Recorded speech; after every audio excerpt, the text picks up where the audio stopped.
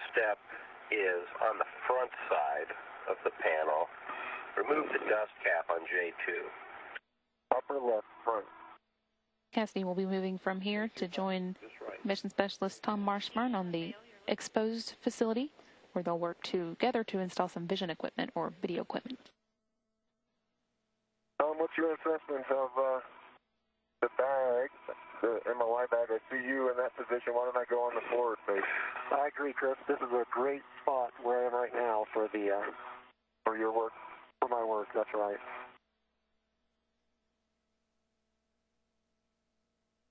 Oh, that's it. Okay, now be careful of the camera. 16 turns. Very nice job on that launch lock.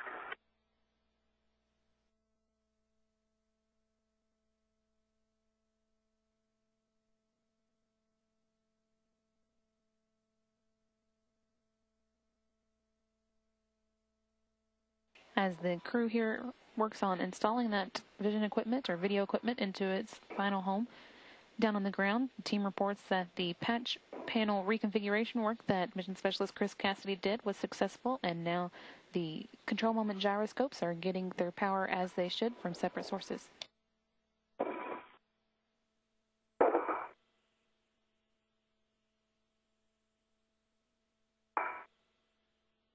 How much motion do you have? I can turn around. Watch my feet, make sure I'm clear of stuff. And my back. Yeah, just stay low there. Get the camera up. Here, let me take the camera and you get situated. All right. A little intermediate. There we go. I have the camera. You have control of the camera. Batteries were good practice for that, weren't they? Yeah, no kidding. I have it. You have the camera. And that's the Sarge in charge locked.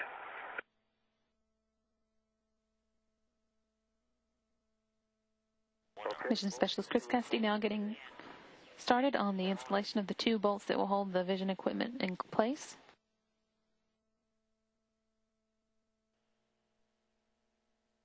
You'll install it from inboard to outboard, radially outwards, with the arrow on the backside, pointing outwards.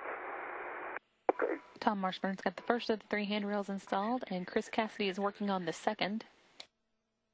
These all get ahead tasks on the end of the Kibo laboratory. Mission Specialist Tom Marshburn installing the last of those 3 handrails here on the end of the Kibo laboratory. And as Mission Specialist Chris Cassidy already installed the 2 worksite interfaces, they're getting ready next to move on to a couple of other get-ahead tasks, including installing a gap spanner, which is kind of a bridge between handrails that the spacewalkers can move along, and then also tying down with wire ties some cables on the outside of the Destiny laboratory that are part of the space station to shuttle power transfer system. Once this last task is done, the 2 spacewalkers will both be back on their way to the Quest airlock to wrap up today's spacewalk, the final of 5 on the STS-127 mission.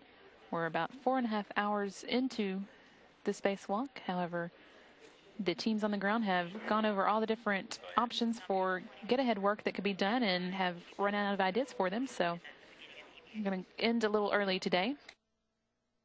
They got everything done they planned to, and then some, except for the deployment of the cargo attachment system on the S3 segment of the truss. Anchor points. And the big picture is that, Chris, you'll first retrieve Tom's anchor point and move it to the internal airlock.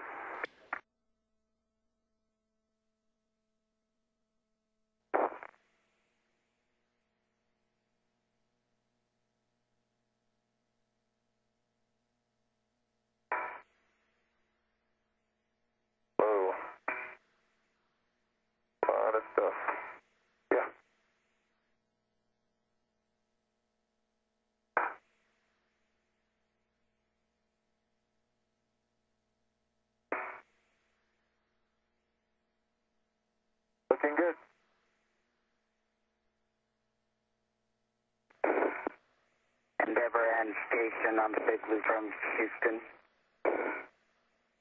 Go ahead, Aki. Hey guys, great job on the 5 outstanding EVAs. Dave, Tim, Tom, Chris, we're all very happy to work with you. It was a privilege, and congratulations for 5 successful EVAs.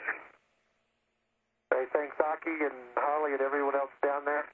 Great job today, and of course our back who got here today, Keith Johnson, New York, Jay Berger, Jake, Megan Murphy, and Allison Bollinger stepped in. A lot of help. Thanks a lot.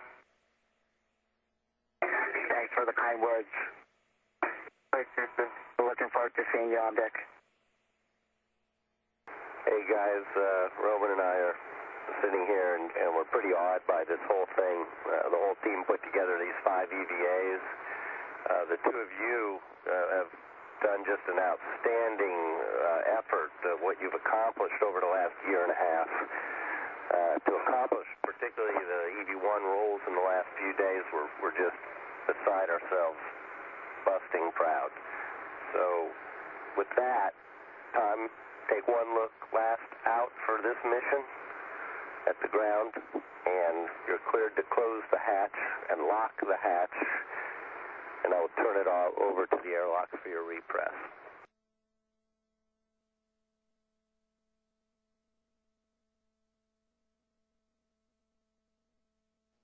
A crew affixing the STS-127 patch and signing their names there inside the Harmony node commemorating the mission.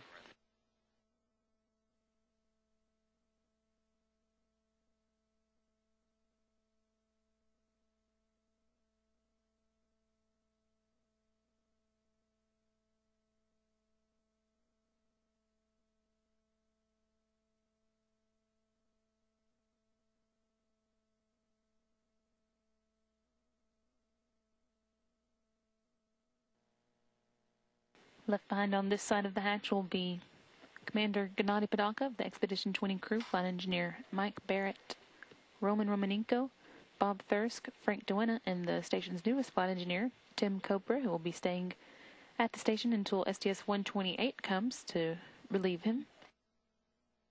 Shuttle crew members make their way through the pressurized mating adapter that's connecting the shuttle to the International Space Station.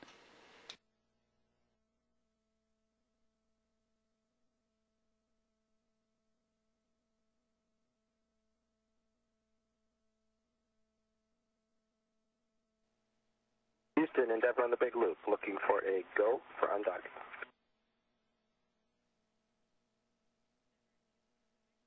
Endeavor and Houston on the Big Loop, you are go for undock on time. Roger, go for undocking on time, and station from Endeavor looking for concurrence. And we concur, go for undock on time. Great, thanks, Mike.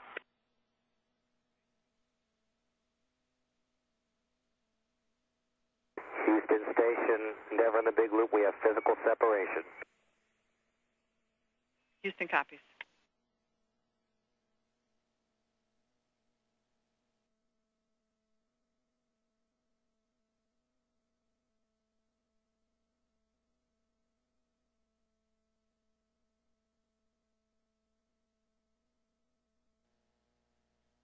And there you see Shuttle Endeavor at the very bottom of the screen beginning its fly around of the station complex. It's at a distance of about 470 feet right now. It will complete 1.5 revolutions of the station.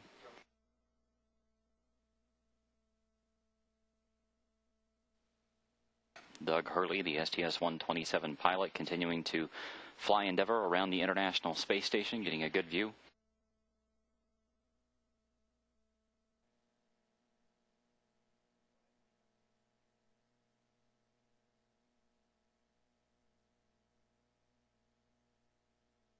Endeavor now directly above the station.